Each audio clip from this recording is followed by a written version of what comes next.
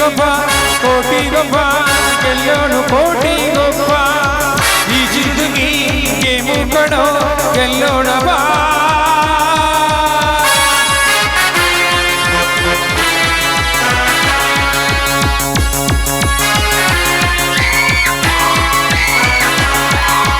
ರಾಮಾಚಾರಿ ಜನಕುವ ಕಣ್ಣು ಇನ್ನೂ ಹುಟ್ಟಿಲ್ಲ ಇನ್ನೆಂದೂ ಹುಟ್ಟಲ್ಲ ಇವ ಇಟ್ಟರೆ ವರ ಕೊಟ್ಟರೆ ಶಾಪಿಗೂ ತಪ್ಪಲ್ಲ ಎಂದೂ ತಪ್ಪಲ್ಲ ದುರ್ಗದ ಹುಲಿ ಇವನು ಕರುನಾಡಿನ ಮಣ್ಣಿವನು ಚಂದ್ರನ ಮನದವನು ಅಭಿಷೇಕ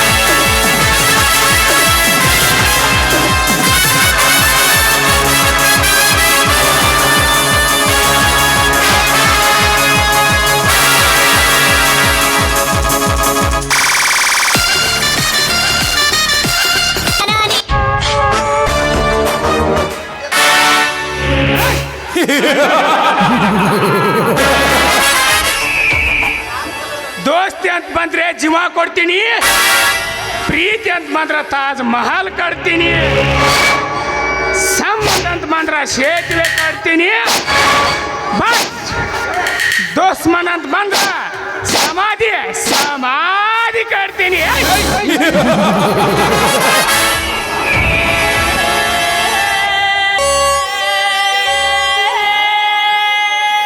ಕಾಲು ಕೆದಿರದ ಹುಲಿ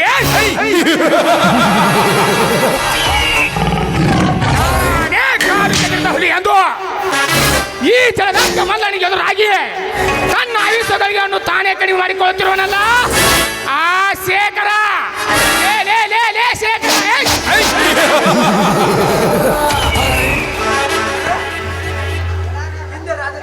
ಹಿಂದೆ ರಾಜಕೀಯ ಲಾಸಿಗೆ ಬಲಿ ಬಿದ್ದು ದುರ್ಯೋಧನ ಮರಣ ಕಂಜಿ ವಯಸ್ಸ ಪಾರಾಯಣ ಸರೋವರದಲ್ಲಿ ಮುಳುಗಿ ಭೀಮನ ಕೈಯಲ್ಲಿ ಸತ್ತಂತೆ ನೀನೆಂದು ನನ್ನ ರಾಜಕೀಯ ಎದುರಾಗಿ ಸತ್ತು ಹೋಗುವೆ ಮಗನೇ ನನ್ನ ಕೈಯಾಗಿ.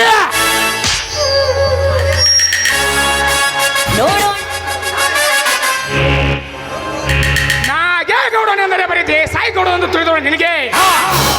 ನನ್ನ ರಾಜಕೀಯ ಕುತಂತ್ರ ತಿಳಿಯಬೇಕಾದ್ರೆ ನಿನ್ನ ಬಲಗೈ ಮಾಡಿ ಕೃಷ್ಣನ ಕೊಲೆ ಇಂದು ರಾತ್ರಿ ಆಗಲೇಬೇಕು. ಅಂದಾಗ ನಿಮ್ಮಂತ ಹುಲಿಗಳಿಗೆ ನಾ ಹಾಕಿದ ಷರತ್ತಿನ ಸೆರೆ ಪಂಜರ ತಿಳಿಯುತ್ತದೆ. ಲೇ ಶೇಖರ,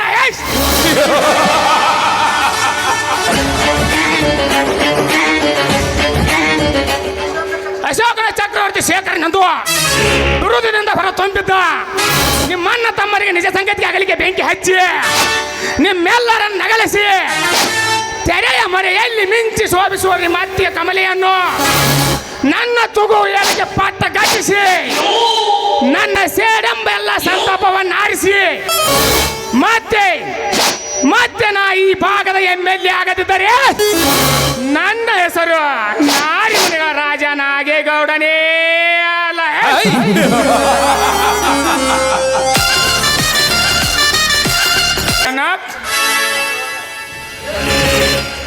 ಬೇಗ ವಿಸ್ತಾರವಾಗಲಿ ಗೌಡ್ರೆ ನಿಮ್ಮ ವಿಷಯ. ನಾಳೆಯಿಂದ 24 ಗಂಟೆವರೆಗೂ ನಮ್ಮ ಫ್ಯಾಕ್ಟರಿಯನ್ನು ಕ್ಲೋಸ್ ಮಾಡಲು ಹೇಳು. ಅಂದರೆ ಆ ಶೇಖರ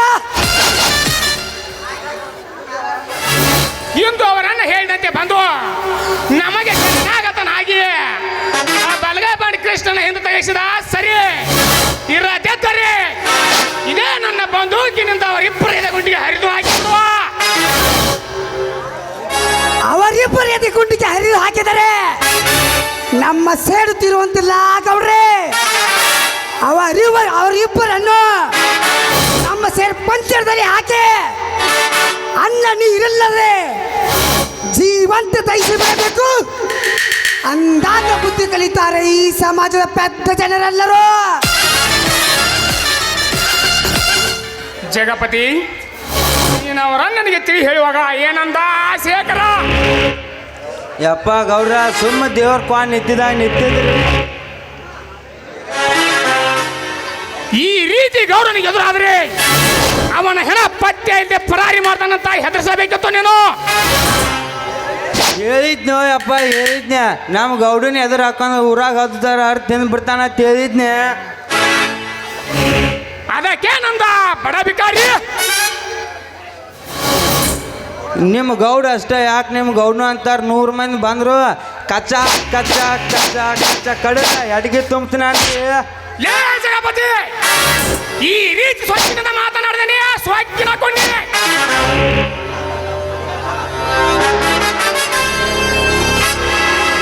ಅಂತದ್ ಏನ್ ಮಾಡಿದ್ರಿ?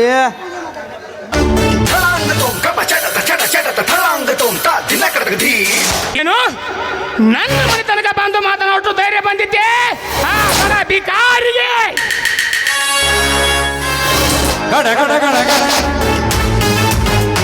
ನಿನ್ನ ಮನೆ ತನಕ ಅಷ್ಟೇ ಯಾಕೆ ಗೌಡ, ನಿನ್ನ ರಾಜಕೀಯದ ಕುರ್ಚಿ ತನಕ ಆದರೂ ನಾನು ಹೀಗೆ ಬಂದೆ ಮಾತಾಡ್ತೀನಿ. ಲೇ ಶೇಖರ, ಲೇ ಬರೀ ಶೇಖರ ಅಲ್ಲ, ಮರ್ಯಾದೆಯಿಂದ ಚಂದ್ರಶೇಖರ ಅಂತ ಮಗಳು. ಚಂದ್ರಶೇಖರ? ಈ ದೇಸಾಯಿಗೌಡರ ಹೆಸರನ್ನು ಕೇಳಿ ಇಡೀ ಸಮಾಜ ಹಾಗೂ ಸರ್ಕಾರವೇ ಗದಗದನೆ ನಡಗುತ್ತಿರುವಾಗ ಯಾಕ ನೀನೊಂದು ಬಡಕೊನ್ನಿ ನನಗೆದುರಾಗಿ ನಿಲ್ಲುವೆಯಾ? ಲೇ ನಾಗೇಗೌಡ, ಬಡವ ಎಂದು ಮತ್ತೆ ನೀ ಹಾಗೆ ಎಚ್ಚರ ತಪ್ಪಿ ಬಗಳಿದರೆ ನಿನ್ನ ದೇಹನ ನುಚ್ಚು ನೂರಾಗಿಸುವೆ. ಎಚ್ಚರ ಎಚ್ಚರ ಎಚ್ಚರ ಹೇಳುವ ನನಗೆ ಹೊಚ್ಚು ಹುಡುಗನೇ. ನನ್ನ ಶ್ರೀಮಂತಿಕೆ ನೋಟಿನಲ್ಲಿ ನಿನ್ನಂತ ಸಾವಿರಾರು ಪಡಕಿಗಳು ನಿತ್ಯ ಸುಟ್ಟರು. ನನ್ನ ಶ್ರೀಮಂತಿಕೆ ಹಿಂದಕ್ಕೆ ಸರಿಯಲಾರದು. ನನಗೆ ಎದುರಾಗದೆ ಮರ್ಯಾದೆ ಅಂತ ಬದುಕಿಕೋ ಈ ಸಮಾಜದಲ್ಲಿ. ಮರ್ಯಾದೆ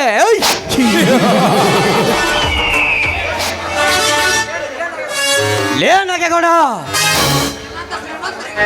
ನಿಮ್ಮಂತ ಶ್ರೀಮಂತರಿಗೆ ಹೆದರಿ ನಿಮ್ಮ ಕಾಲಡಿಯಲ್ಲಿ ಬಿದ್ದು ಒದ್ದಾಡುವ ಹೇಳಿಯಲ್ಲ ಈ ಶೇಖರ. ನಿಮ್ಮಂತ ಸ್ವಾರ್ಥಿ ಶ್ರೀಮಂತರಿಗೆ ನಾನು ಹೀಗೆ ನಿಲ್ತೀನಿ.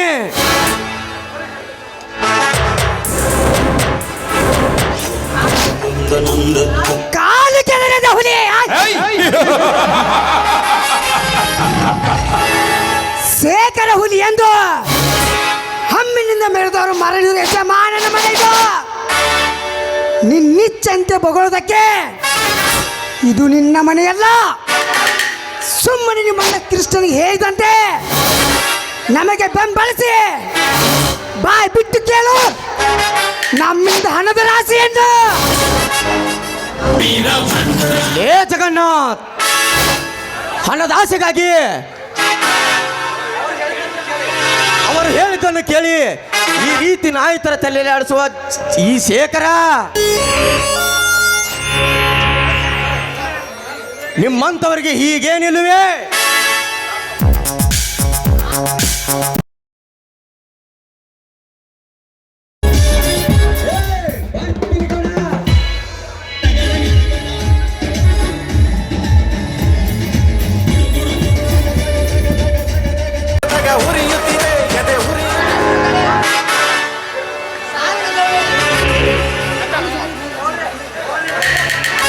ಯಪ್ಪ ಗೌಡ್ರ, ಏನ್ ತಪ್ಪು ಮಾಡಿಬಿಟ್ರಿ ನೀವು? ಹಿಂದಿನ ಸುದ್ದಿ ಅಲ್ಲ ಅವನ ಮುಂದೆ ಕೇಳಕ್ಕೆ ಹೋಗಿದ್ರಿ. ಲೇ ಜಗಪತಿ, ರೋಷದಲ್ಲಿ ಕಾಲು ಜಾರಿತು. ಈಗೇನು ಮುಂದೆ? ಅದಕ್ಕೆ ಕೇಳ್ತೀವ್ರಿ ಗೌಡ್ರೆ. ಸಿಂಹಾದ್ರಿ ಬೆಟ್ಟದಂದು ಬೆಳೆದುಟ್ಟ ಬಲಗೈ ಸಿಂಹವಿದೆ. ಆತನಿಂದ ನಮ್ಮ ಸೆರೆಗೆ ತೆಗೆದುಕೊಂಡು ಅವನಿಂದ ಈ ಶೇಖರ ಕೊಲೆ ಮಾಡಿಸಿಬಿಡ್ತಾನೆ. ಹಾ, ಯಾರದು ಆ ಸಿಂಹಾದ್ರಿ ಬೆಟ್ಟದ ಸಿಂಹ?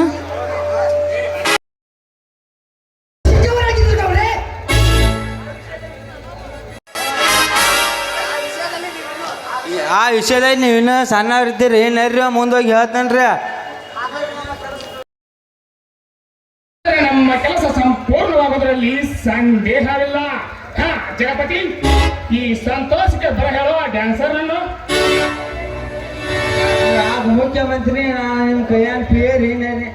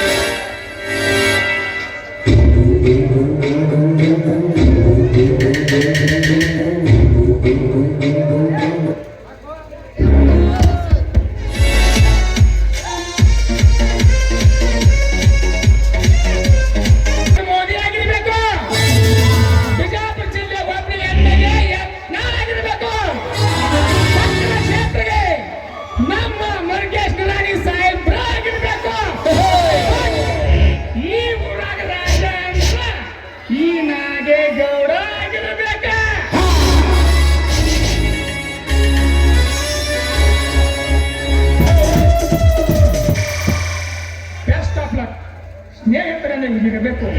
ಹೋಗೋಣ ಸಿಂಹಾದ್ರಿ ಬೆಟ್ಟಕ್ಕೆ.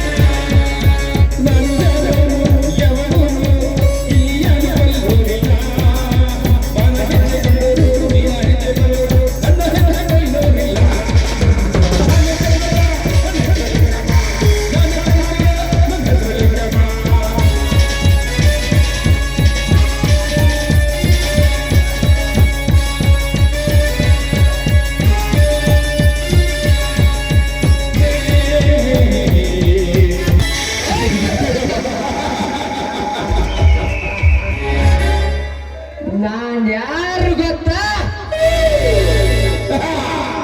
ಚತುರ್ದಶಕ ಭುವನ ಭಯಂಕರನಾದ ದಶಕಂಠ ರಾವಣ.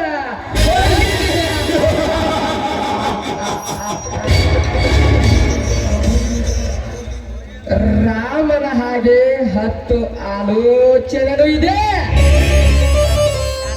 ರಾವಣನ ಹಾಗೆ 10 ಆಲೋಚನೆಗಳು ಇದೆ. ಯಾವ್ದು ಬೇಕು ನಿಮಗೆ ಬೇಕಿದ್ದು? ರಾಮ ಅಂತ ಬಂದ್ರೆ ದೋಸ್ತಿ ಕತ್ತೆ,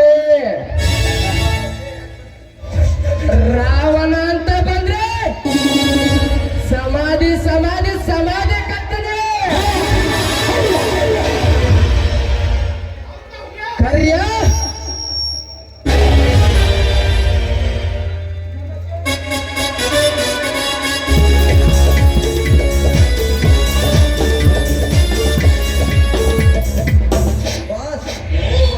ನಮ್ಮ ಸೇಡಿನ ನರಕುರಿಗಳನ್ನು ಹರಿದು ತಿನ್ನಲು ಸಿದ್ಧಪಡಿಸಲೇ ನಿನ್ನ ಕೋವಿಯನ್ನು. ಎಲ್ಲಾ ಸಿದ್ಧತೆಯನ್ನು ಮಾಡ್ತಾ ಬಂದಿದೆ ಬಾಸ್. ಕರಿಯ ಹೇಳಿ ಬಾಸ್. ನಮ್ಮ ಈ ಹಸಿ ಮಾಂಸದ ಕೋಳಿ ತಿಂದರೂ ನನ್ನ ಮನಸ್ಸಿಗೆ ಸಮಾಧಾನ ಇಲ್ಲ. ಯಾಕೆ ಗೊತ್ತಾ? ಹಸಿ ಮಾಂಸದ ಕೋಳಿಯನ್ನು ಹರಿದು ತಿನ್ನಬೇಕು ಬಾಸ್. ಸೇಡು ಸೇಡು ಸೇಡು ಸೇಡು ಸೇಡು ಸೇಡೆಂಬ ಮಿಡಿನಾಗರ ಹೆಡೆ ಎತ್ತೆ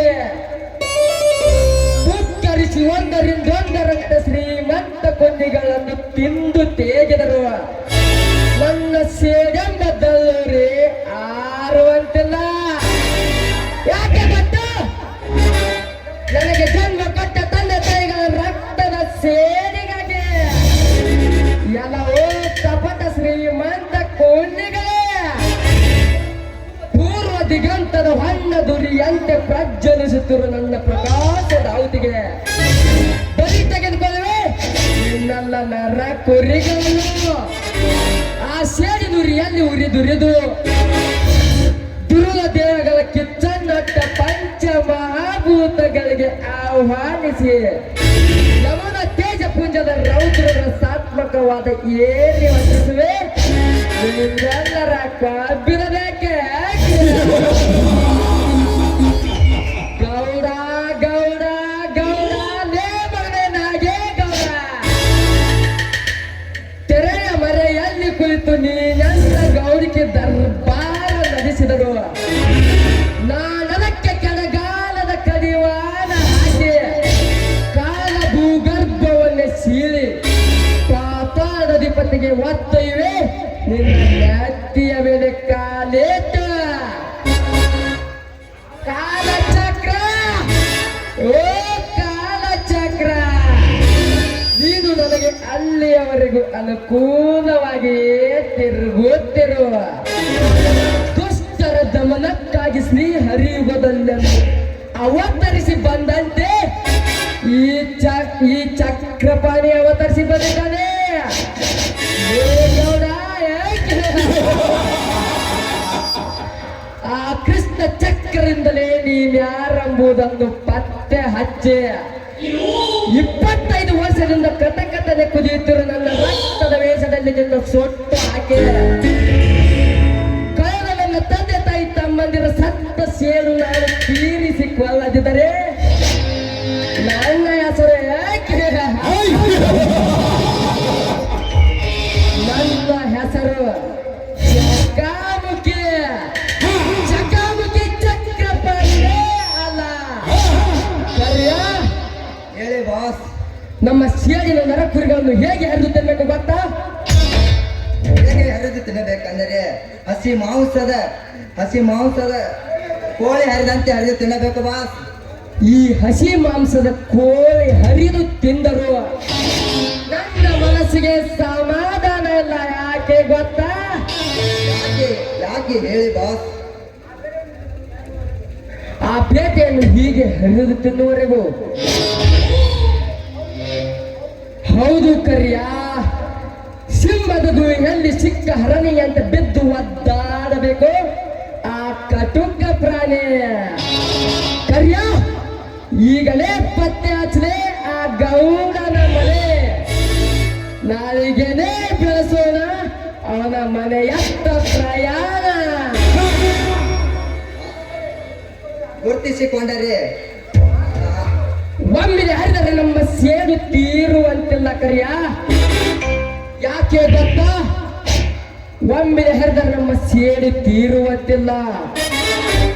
ಪ್ರತಿ ನಿಮಿಷಕ್ಕೂ ನೆನಪಿಸಿಕೊಂಡಿರಬೇಕು ಅವನು ಹಿಂದೆ ಮಾಡಿದ ಕೃತ್ಯವನ್ನು. ಆಮೇಲೆ ಅವನಿಗೆ ಚಿತ್ರಹಿಂಸೆ ಕೊಟ್ಟು ಅವನ ನೆತ್ತಿಯ ಮೇಲೆ ಕಾಲಿಟ್ಟು ಎತ್ತಿ ತೋರಿಸುವೆ ಚಕ್ರಪಾಣಿಯ ನೀತಿ ಅನ್ನದ.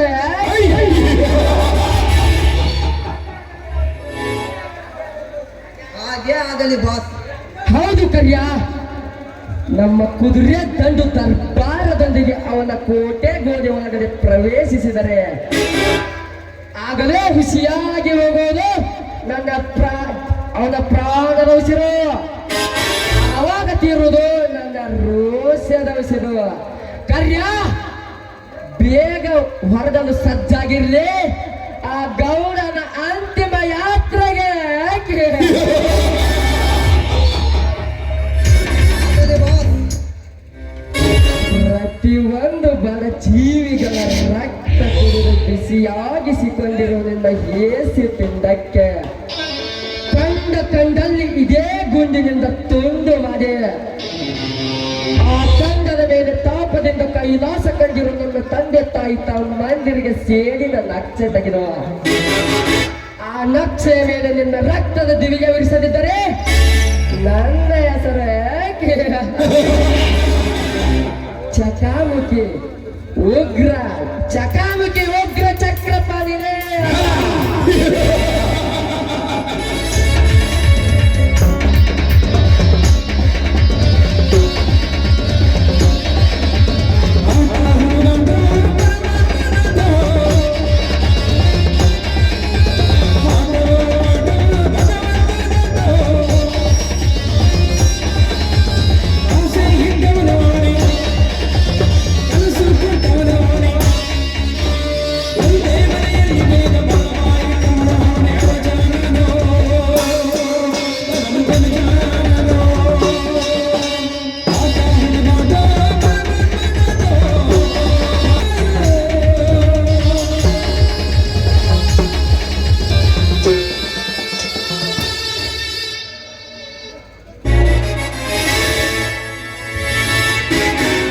ನಮಸ್ಕಾರ ಕಾದಿನ ರಾಜನಿಗೆ. ನನ್ನ ಅಪ್ಪನ ಇಲ್ಲದೆ ಈ ಗವಿಗೆ ಪ್ರವೇಶಿಸಿದ ಯಾರು? ಹಿಂದೆ ಮಹೇಶ್ವರ ಬೆಟ್ಟದಲ್ಲಿ ತಮ್ಮಿಂದ ಸಹಾಯ ಪಡೆದ ಜಗನ್ನಾಥನಲ್ಲವೇ ನಾನು? ಓಹೋ ಜಗನ್ನಾಥ, ಇವರ್ಯಾರು? ಇವರು ನಮ್ಮೂರಿನ ಗೌಡರು. ಅವರ ಸಾಕು ಮಗಳು ತ್ರಿಪುರ ಸುಂದರಿ ಲಕ್ಷ್ಮೀ ಅಂತ. ಈ ಗೌಡನ ಪೂರ್ವ ಹೆಸರೇನು? ನಾಗೇಗೌಡ ಅಂತ. ಜಗನ್ನಾಥ್, ಮತ್ತೊಮ್ಮೆ ಎತ್ತದ್ರು ಈ ಕೆಟ್ಟ ನಾಗೇಗೌಡನ ಹೆಸರನ್ನು. ಮತ್ತೊಮ್ಮೆ ಎತ್ತಿದವನ ಕತ್ತು ತೆಗೆಯಲು ತೊರೆದು ಹೊರಬರುತ್ತಿದೆ ನನ್ನ ಸೇಡೆಂಬ ಆಜ್ಞೆಯ ಬಾಣ. ಏನು ಮಾತಾಡ್ತೀರಿ ನಮ್ಮ ಗೌಡರಿಗೆ? ಹೌದು ಜಗನ್ನಾಥ್, ನಾವು ಚಿಕ್ಕವರಿರುವಾಗಲೇ ನಮ್ಮ ಸಂಸಾರವನ್ನೆಲ್ಲ ಸರ್ವನಾಶ ಮಾಡಿದೆ. ವೀರ ಕೇಶವನೆಂದು ಸೂಜಿಗಂದಿನ ತರ ಮುಖವಾಕಿ ಮತ್ತೆ ನನ್ನ ನಾಟಕ ಮಾಡಲು ಬಂದಿರ ಈ ಕುಂಡಿ ಬೇರೆ ಯಾರು ಅಲ್ಲ, ನನ್ನ ತಂದೆ ತಾಯಿ ತಮ್ಮಂದಿರ ಪ್ರಾಣ ತೆಗೆದ ಕಡು ವೈರ ಪ್ರಾಣ ಇದು. ಇವನ ಕಾಲು ಹಿಡಿದು ತಿರುವಿ ಹಾಕಿ ಇವನ ಕತ್ತು ಕೈಲಿ ಬಿಡಲಾರೆ ಸರಿ ಹಿಂದಕ್ಕೆ. ಸಮಾಧಾನ ತೆಗೆದುಕೊಳ್ಳಿ ಚಕ್ರಪಾಣಿ. ಮೊದಲು ಇವರು ಹೆಸರನ್ನು ಸರಿಯಾಗಿ ಅರ್ಥ ಮಾಡಿಕೊಳ್ಳಿ. ಅಂದರೆ ಇವರು ಚಿಕ್ಕ ನಾಗೇಗೌಡರು ಅಂತ. ಅಂದರೆ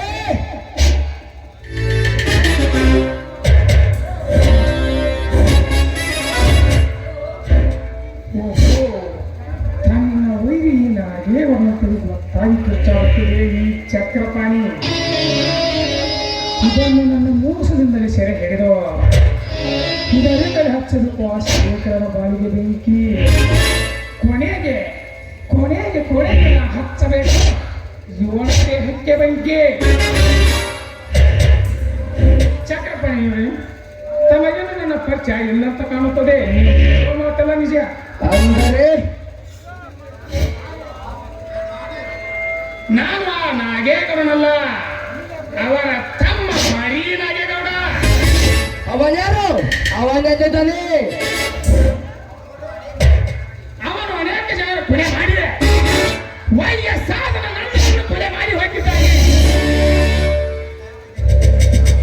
ನಾನು ಅವನ ಹಾಗೇನೆ ಕಾಯುತ್ತಿದ್ದೇನೆ. ಯಾರು? ಹಾ ನೀವು ಸಮಾಧಾನ ಮಾಡ್ಕೊಳ್ಳಿ. ಅವ್ರು ಯಾರಂತ ನಾನು ಹೇಳ್ತೀನಿ. ಮೊದಲು ನಮ್ಮ ತಂದೆ ಜೊತೆ ಹೊಂದಾಣಿಕೆ ಮಾಡ್ಕೊಳ್ಳಿ. Yes madam, thank you very much. ಸಂಕೋಚವಿಲ್ಲದೆ ಹೇಳಿ, ನಾನೆಂದು ನಿಮ್ಮವನೇ.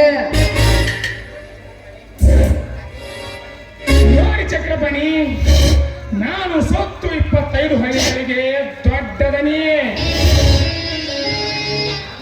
ನಾಗೇಗೌಡ,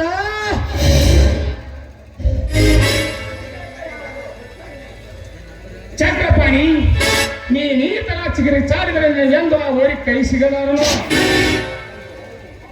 ಹೌದು, ಈ ಗೌಡ ಹೇಳಿದಂತೆ ಕೇಳಿ ನನ್ನ ವೈರಿ ಯಾರೆಂದು ಪತ್ತೆ ಹಚ್ಚಬೇಕು.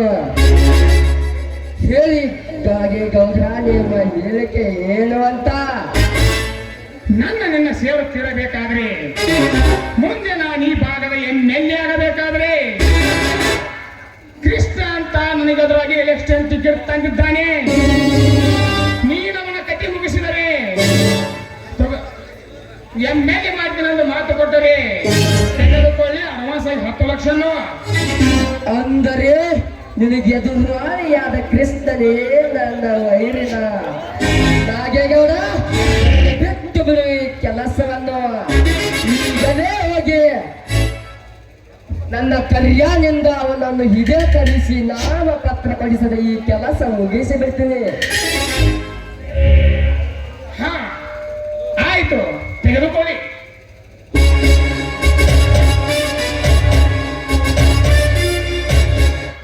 ನಾನೀಗಲೇ ಅವನ ಲೆಕ್ಕವನ್ನು ನೋಡಬೇಕು. ಆಯ್ತೆ, ಆ ನೆತ್ತರದ ನಕ್ಷೆ ತೆಗೆಯುವುದಕ್ಕಾಗಿಯೇ ನಾನು ಇನ್ನು ಬದುಕಿದ್ದೇನೆ ಗೌಡ. ನೀನು ಚಿಂತಿಸಬೇಡ. ನಾನು ಯಾವತ್ತು ಕೆಟ್ಟವರ ಪಾಲಿಗೆ ಕೆರಳಿದವುದೇ. ಸೇರಿದ್ದರೆ ನಾನು ಕಾಲೇಂಗ ಸರ್ಪ. ಅಂದಾಗ ಇಂದಿನಿಂದ ನಿನಗೆ ಎದುರಾಳಿಯಾದವರನ್ನು ದಮನ ಮಾಡಿ ಮೋಸದಿಂದ ಮುಸುಗುಡುತ್ತಿರುವ ನಾಗೇಗೌಡನ ಸೊಕ್ಕನ್ನಡಗಿಸದಿದ್ದರೆ ನನ್ನ ಹೆಸರು ಚಕಾಮುಖಿ ಚಕ್ರಪಾಣಿನೇ ಅಲ್ಲ. ಆಯ್ತು, ಅವನ ಕಥೆ ಮುಗಿಸಿ ಮನೆಗೆ ಬನ್ನಿ. ಇನ್ನೊಂದು ಬೇಟೆ ಶೇಖರ್ ಅಂತ ಇದೆ, ಅದು ಕೂಡ ನಿನ್ನ ವೈರಿನೇ. ವಯಸ್ಸಾದ ನಿಮ್ಮ ತಂದೆ ತಾಯಿಗೆ ನಾವು ಸಾಯೋದಕ್ಕೆ ಅವನೇ ಕಾರಣ. ಇದನ್ನೇನು ಹೇಳಿ ಉರಿ ಹೊತ್ತಿಸಿ ಬಿಟ್ಟೆ ಗೌಡ. ನನ್ನ ಹೃದಯದಲ್ಲಿ ಆ ಬೇಟೆ ಎದಿದೆ ಹೇಳು. ಈಗಲೇ ಹೋಗಿ ಬೆಳಿ ತೆಗೆದುಕೊಳ್ಳುವೆ. ಮೊದಲು ಆ ಕೆಲಸ, ಆಮೇಲೆ ಆ ಶೇಖರನ ಕೆಲಸ. ಆಮೇಲೆ ಗೌಡ ಅಧಿಕಾರ ಅಲ್ಲ ನಿಮ್ಮ ಕೈಗೆ.